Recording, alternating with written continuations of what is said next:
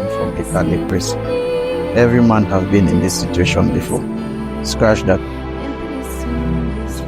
The philosopher Troy Jolimore defined love as something in between the purely moral and the deeply immoral, something between reason and utter unreason. The turbulence I felt could shatter Hurricane Patricia.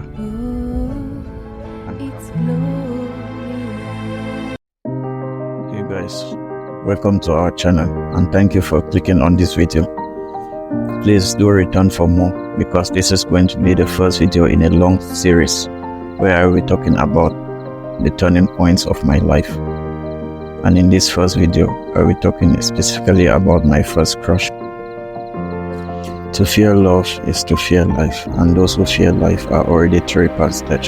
Yeah, Russell. I woke up early that Monday, full of energy. I don't even remember eating, but I felt like I could lift a lorry. I don't know where all this energy came from. I hope we'll find out by the end of this video. The only thing I can recall is that on Friday before that weekend, I had finally mustered the courage to write a letter to her to let her know how I felt. In hindsight, I think it was naive of me to assume she didn't already know. This was the same person I spoke with on a daily basis. We often smiled at each other. Sometimes I went to school extra early because I knew she would be there. But I still had to send a friend to hand the letter over to her. This is when letters played a huge role in relationships. I know to kiss today I sound like my parents telling me pigeons used to deliver messages. But back to the topic. I finally overcome my fear. That's love, isn't it? It always boils in your heart to the point where you have only 2 options. Let your heart explode with the feelings or tell her by any means and risk getting rejected. Obviously, I opted for option 2, following the advice of Russell. No one wants their heart to explode. So that morning, I walked to school and upon arrival, I saw my friends from a distance. All of them had read the letter before my messenger finally handed it over to her. I was disappointed, but still, I was happy that it finally reached her. Now it was time to wait for a reply, however long that was going to take. As the French philosopher Jean-Paul Sartre said, it's quite a job starting to love somebody. You have to have energy, generosity, and blindness. There is even a moment in the very beginning when you have to jump over a cliff. If you think about it, you don't do it. I will finish the story later. But where did I find the energy that Monday morning? Visualize this scenario. You have been in a relationship for 3 years. You adore them. You dream of spending your whole life and beyond with this person. And then one afternoon, just after finishing your heavy lunch, she calls you. Hey Mark, how are you doing? Listen, I just wanted to let you know that I've been thinking about us lately, and I think it's time we moved on separately. Right now, I need to figure out a few things with my life. I will always love you. And then she hangs up without even giving you a chance to respond to the news. You are crushed. Suddenly you feel like you haven't eaten for days. Your limbs go numb, and you just sit there on your bed, wondering if this is how the great philosopher Friedrich Nietzsche felt after being rejected 3 times by the Lord Salome. Where is all the energy you had just 3 minutes ago? Did it evaporate? Science says if you eat, you will gain calories and then feel energetic. You continue feeling this way for over a week. Your room is a mess, you barely shower, and now you have lost all interest in your favorite food, TV shows, and friends. You spend all day lying in bed. Then one afternoon, your phone rings. It's your ex. She wants to let you know she was an idiot for letting you go, and that she feels bad. She wonders if you could find it in your heart to forgive her and if she can buy you coffee during the weekend. Suddenly, your face lit up, and you feel like £1,000,000. You agree and then immediately wake up, clean your apartment, shave, do some laundry, wash your car. But you didn't eat anything for almost 36 hours now. So where did all this energy come from? If you're still listening, then you must have felt this way at least once in your life, even if you are currently a priest, because we all know When love comes, there is no question of responsibility, as summarized by the Indian guru Osho Ragnesh. Now back to my letter. During lunchtime at school that Monday, I purchased a cake from the canteen because I felt I had actually overcome a huge milestone. This was the first time I had actually asked someone to be my girlfriend, but I hadn't received a reply yet. The long wait ensued until it was about 4 p.m. when pretty much 95% of the school had gone home. My girlfriend to be sent for me, and my friends being curious to see where this chicken dance will end, followed quietly and hid behind the classroom. I could not have chosen a better seat placement for the news.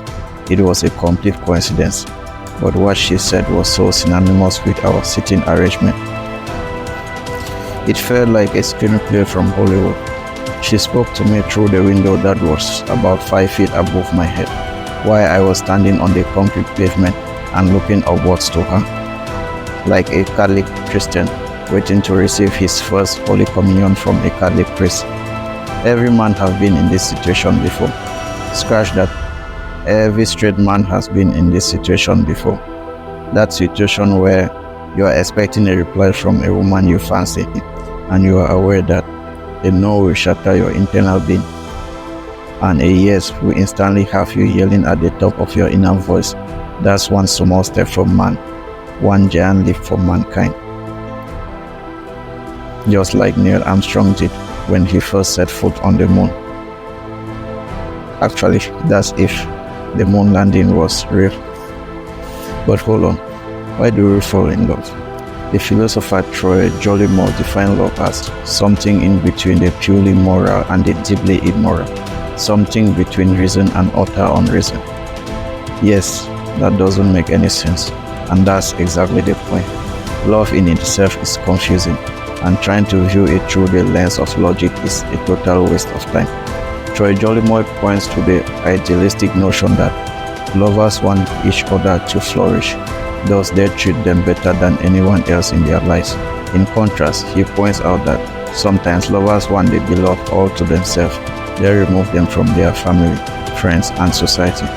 He went further to say the idea that love has little or nothing to do with reason is closely connected to the idea that love has nothing whatsoever to do with reason. Maybe his definition is just as confusing as the subject matter itself. But I digress. Back to 16-year-old me, staring at my crush like Moses on Mount Sinai, waiting for God to usher the 10 Commandments. First she smiled, and then, as if she had been waiting to tell me this for a very long time, she proceeded.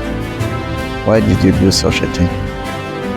I mean, you are my friend, but you, don't you know people belong in separate social classes?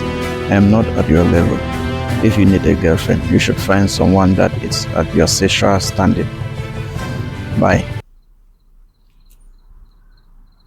I stood there motionless as she walked away from the window. Meanwhile, my friends who had been listening to the whole interaction were so stunned they couldn't even giggle. I mean, guys usually giggle when their friends get rejected. It's our own way of dealing with the situation.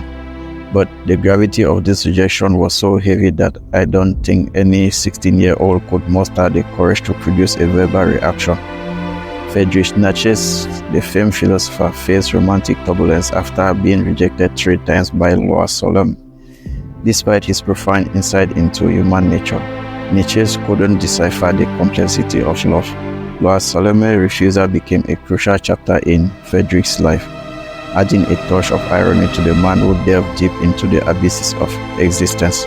Perhaps, in those moments of rejection, Friedrich found inspiration for the philosophies on resilience and the willpower to overcome personal struggles. To Friedrich, love may prove to be as enigmatic as the human psyche he so ardently explored. But hey, Friedrich is a grown man, a genius philosopher, and I am just a 16-year-old. The turbulence I felt could shatter Hurricane Patricia. So, I quietly walked home with my best friend. We walked for over 5 kilometers without saying a single word to each other. I guess even as young as we were, he could feel what I was going through, kind of like emphatic discomfort. I couldn't even feel my legs. It's still a miracle to me how I walk home. But wait, there is more. I will tell you about my favorite part of the story. The part that puts a laugh on my face every time I remember it. When I actually think about how all this happened, I don't blame her much. At least, I don't think I would have dated me back then. I dressed funny, partially a math/algebra geek, and oh, not cool. And she was a classy girl, being sought after by guys in my age group as well as guys in high school, even though no one had heard of Alec Benjamin's by then. I guess she must have read the lyrics to his song, Let Me Down Slowly, because she did let me down slowly. No drama, no personal insult. But here comes the karma, or my redemption act, or whatever you want to call it. Fast forward 6 years. One of my former classmates casually tells me that my former crush had moved in with her boyfriend. This felt so good. Even as I remember this story, I'm grinning from ear to ear. I laugh about it every time I chat with my friends. I might go as far as saying it's my guilty pleasure.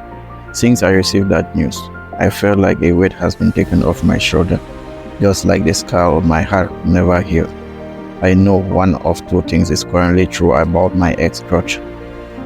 Either she now has just 30 teeth, or she has 30 adult teeth plus 2 artificial ones.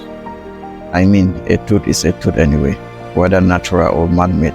In hindsight, I shouldn't laugh at this much, because I did lose 2 teeth when I was 18.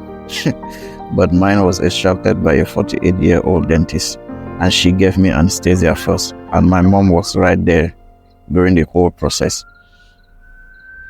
And to make matters more interesting, 2 months after extracting my teeth, I got 2 new teeth in those respective spots, meaning I still have all 32 natural teeth, while she has 28 or 30 or maybe 32,